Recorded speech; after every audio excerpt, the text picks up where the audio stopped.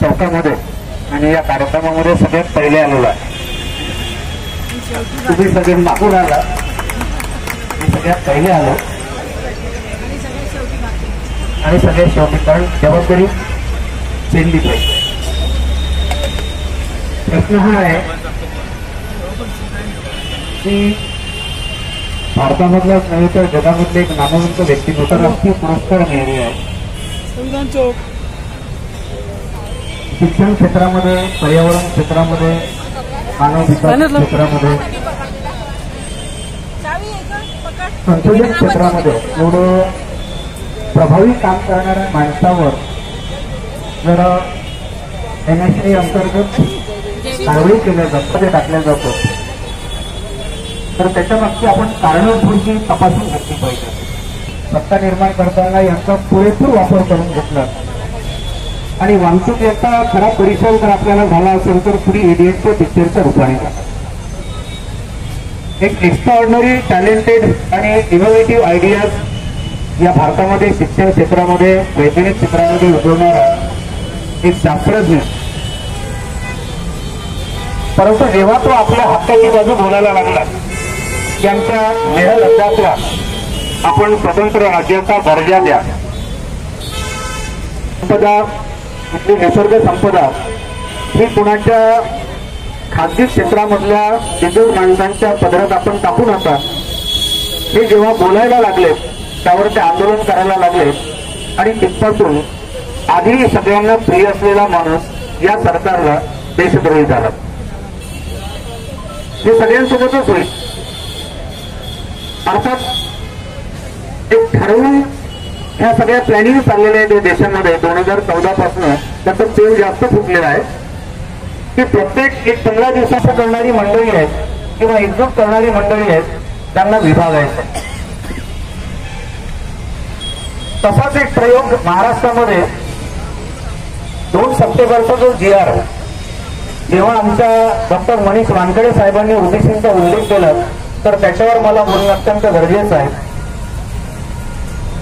या देशाला स्वातंत्र्य मिळालं, बाबासाहेबांनी संविधान बनवलं, संविधानानुसार कायदे बनले, कायद्यानुसार केंद्र मागासवर्ग आयोग बनला, राज्य मागासवर्ग आयोग बनले, वेगवेगळ्या कमिट्या बनल्या आणि त्याच्या अनुषंगाने SC, ST, OBC मायनॉरिटीचे जे काही प्रिव्हिलेजेस आहेत, मग कॉन्स्टिट्युशनल रिझर्वेशन असेल किंवा पॉलिसी रिझर्वेशन असेल, ते कसं दिलं जावं याचं तंत्र विकसित झालं. परंतु ते मान्य न करता मग आम्ही कुठे हैदराबाद गॅजेटचा, सातारा गॅजेटचा, कोल्हापूर गॅजेटचा उल्लेख करून जे मिळत नाही, जे मिळू शकत नाही संविधानानुसार, ते आम्ही द्यायला लागलो आणि एका माणसाला मुंबईमध्ये स्वतः निमंत्रित करून त्याचे लाड पुरवून ओबीसीच्या छाताळावर बसवलं. परिणाम असा झाला की त्या GRचा परिणाम हा केवळ ओबीसीवर नाहीये, केवळ त्या कुंडारवणारे ओबीसीवर नाहीये, तर त्याचा परिणाम हा SC, ST वरही होऊन राहिलाय आणि त्याचा आपण प्रभाव पाहिलाय की बंजारा आता विरोधात उठलेला आहे, धनगर विरोधात उठलेला आहे. कारण मी रमेश पिसे तेली समाजाचा, OBC समाजाचा, महाराष्ट्रामध्ये मी OBC मध्ये आहे, परंतु माझ्या जातीची माणसं हिमाचल प्रदेशमध्ये, छत्तीसगडमध्ये ही शेड्यूल कास्टमध्ये आहे. समजून चला की जर तिथलं जर एखाद दुसरं जर मी GRची प्रत आणली आणि मी जर असं म्हटलं किंवा सुषमा भरताई या आमच्या छत्तीसगड मधल्या आहेत किंवा हिमाचल प्रदेश मधल्या आहेत आणि त्या माझ्या नातेवाईक आहेत, मिलिंदबाई आहेत, आणि मग त्यांचं प्रमाणपत्र मला लागून करून जर मी जर समजून चाललं की शेड्यूल कास्टमध्ये, शेड्यूल ट्राईबमध्ये यायला लागलो, संघर्ष पेटला. यांना कुणालाच काही द्यायचं नाहीये, फक्त संघर्ष पेटवायचा आहे. म्हणून पहिले मी अपील हे करेल की 10 तारखेला त्यांचं एक ओबीसीचंच नव्हे तर ओबीसी समवेत बहुजन समाजाच्या हक्काचं जे आंदोलन आहे त्याच्यामध्ये आपण सहभागी व्हा, कारण त्याची गरज काय हे डॉक्टर मनीष वानखेडेंनी सांगितले. रमेश पिसेंनी, ओबीसींनी बाबासाहेबांचे उपकार विसरता कामाच नाहीत. कारण भाऊसाहेब पंजारबाबांचा प्रश्न आणि जो काही मुद्दा आहे, प्रसंग आहे, तो मनीष वानखेडेजींनी सांगितला. पण त्याच्या आधीची गोष्ट मी तुम्हाला सांगतोय, अधिकारवाणीने सांगतोय की बाबासाहेबांनी ओबीसींना सुप्त माप हे संविधान निर्माण करताना 1949 मध्ये आणि 1950 मध्ये संविधान लागू करूनच नाही दिलं, तर त्याची मुहूर्तमेढ 1944 मध्ये रोवली आहे. प्रसंग असा आहे की जे आमचं मुंबईचं पब्लिक जे इम्प्रुव्हमेंट ट्रस्ट आहे त्याचे बायलॉज ज्यावेळेस बाबासाहेबांनी बनवले डॉक्टर अंधारी साहेब, त्यावेळेस बाबासाहेबांनी त्या ट्रस्टच्या बायलॉज मध्ये म्हणजेच कायद्यामध्ये हे लिहिलेलं आहे की माझ्या या ट्रस्ट मध्ये माझ्या परिवारातला कुठलाही व्यक्ती सदस्य बनणार नाही, ही पहिली कंडिशन आहे.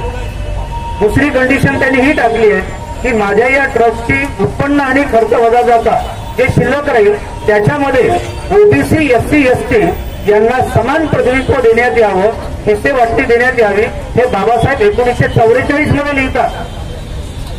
संविधान बाबासाहेब 1949 मध्ये लिहितात आणि 1950ला लागू करतात.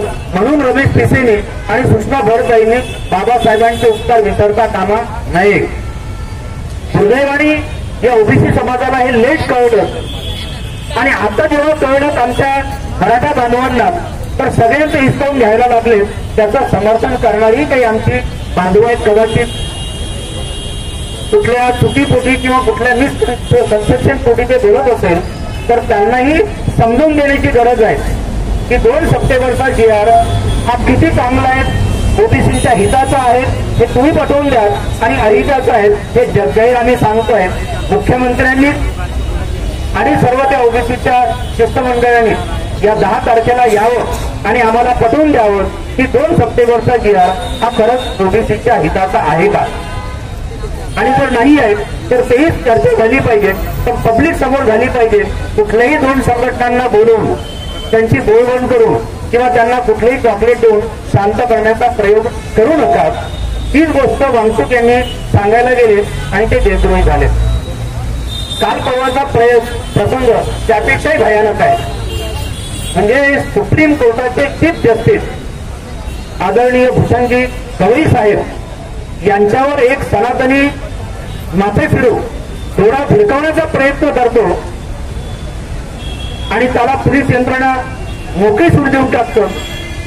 हा सहज सोपा प्रकार नाही आहे, हे पूर्ण घडवून आणलेलं प्रकरण आहे.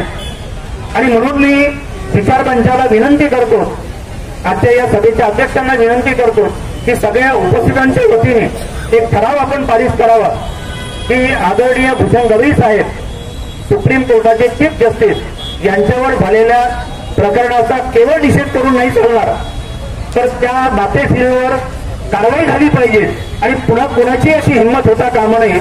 यासाठी केंद्र सरकारने आणि या सगळ्या यंत्रणेने कठोर पावलं उचलून त्याचा बंदोबस्त करावा. हा ठराव आज आपण इथे पारित करणं अत्यंत गरजेचं आहे. वांगचूक यांना आपण न्याय दिलाच पाहिजे, त्यांची तुरुंगातनं निर्दोष सुटका झालीच पाहिजे. परंतु अशा कुठल्याही आमच्या समाज सुधारकाला आणि क्रांतिकारकाला असल्या प्रकारच्या वेगवेगळ्या षडयंत्रामध्ये फसवून पुन्हा त्यांना परेशान करण्याचा प्रयत्न करू नये. कारण जे कलम त्यांच्यावर लावलं आहे ते इतकं सोपं नाहीये सुषमाताई. राष्ट्रीय सुरक्षा कायद्याअंतर्गत त्यांना 1 वर्षापर्यंत आत ठेवलं जाऊ शकतं, जमानत दिलं जाऊ शकत नाही आणि केव्हाही कुठल्याही प्रकारचा घातपात घडवून आणला जाऊ शकतो. कारण एक सोडम वाहतूक तयार व्हायला शेकडो वर्ष लागतील, संपवायला वेळ लागणार नाही. एक आपण प्रकरण जस्टिस लोही यांच्या माध्यमातून बघितलं आहे. त्याच्यामुळे या सगळ्या गोष्टींचा आपण निपटारा करायचा असेल तर केवळ आता मोर्चे काढून निषेध करून ठराव पारित करून आणि निवेदन देऊन चालणार नाही. तर आधीच्या वक्त्यांनी सांगितलं की इथे बुद्धिस्ट समाज हा 4.5-5 लाखाच्या घरामध्ये आहे. नागपूर लोकसभेमध्ये बहुजन समाज मोठ्या संख्येने आहे. एवढं तेली समाजाची संख्या 4.5 लाख आहे. जर आम्ही असा एक संघ बांधला की याची पायामुळे खोदून काढायची, याच्यानंतर कुठलाही असा इथे ब्राह्मण वर्गाचा माणूस हा निवडून आलाच नाही पाहिजे, तो सत्तेत बसलाच नाही पाहिजे, असं जर आम्ही जर एक प्लॅनिंग केलं, ज्यांच्या विचारांशी काही ताळमेळ नाही ते सगळे लोक एकत्र येतात. आम्ही तर मुळात बुद्धिस्ट विचारसरणीची माणसं आहोत, ओरिजिनल बुद्धिस्ट कम्युनिटीला बिलॉंग करणारी आम्ही माणसं आहोत, ओबीसी माणसं आहोत. आणि जर त्यासोबत जर एससी एसटीने जर साथ दिली तर आपण पाहिजे तसं समीकरण या महाराष्ट्रामध्ये आणि भारतामध्ये घडवून आणू शकतो. परंतु अंगारी साहेब आम्ही एक येत नाही, ही दुर्दैवाची गोष्ट आहे. आणि ज्यांना आम्ही शिव्या देतो ते सगळ्यांना एक करतात. आदरणीय पखालेजी म्हणजे कानामध्ये बोलत होते की आमचे बोलणे साहेब म्हणत होते की सर आपल्याला काहीतरी करावं लागेल, सगळ्यांना एकत्र बसावं लागेल.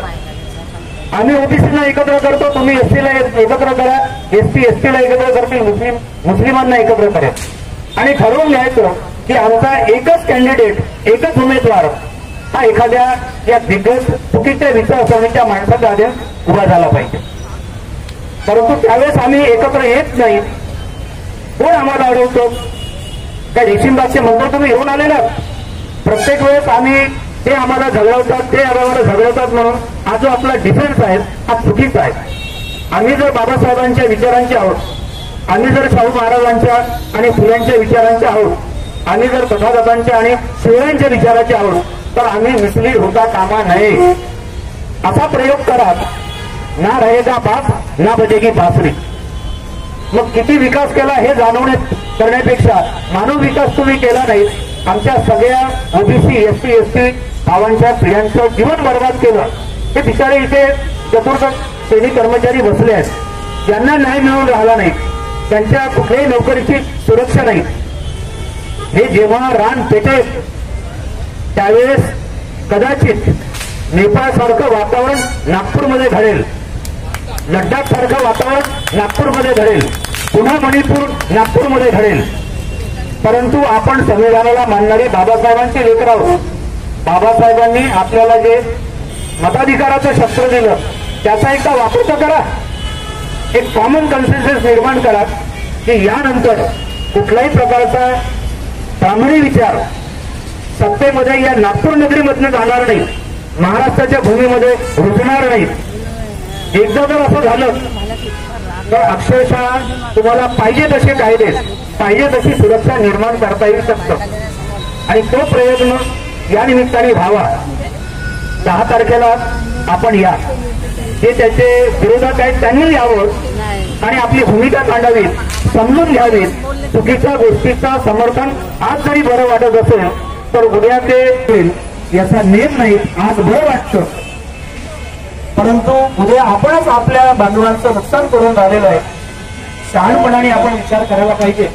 आणि मला असं वाटतं की बाबासाहेबांच्या विचाराने प्रेरित मंडळी एकत्र बसून आता इलेक्शनचं डिक्लेरेशन चालत झालं, आरक्षण घोषित झालं, म्हणून आता फार जास्त वेळ न दवडता आम्हालाही थोडंसं नेतृत्व करण्याची संधी द्या.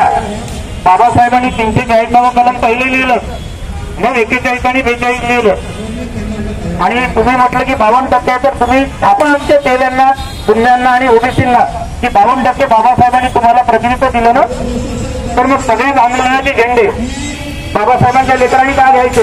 रमेश पिसे करून घरामध्ये लोटून बसलेला आहे. हे तुम्ही विचारलं पाहिजे. आम्ही आमच्या लोकांना थोपटण्याचं काम करतो, तुम्ही आपल्या लोकांना समजवण्याचं काम करा.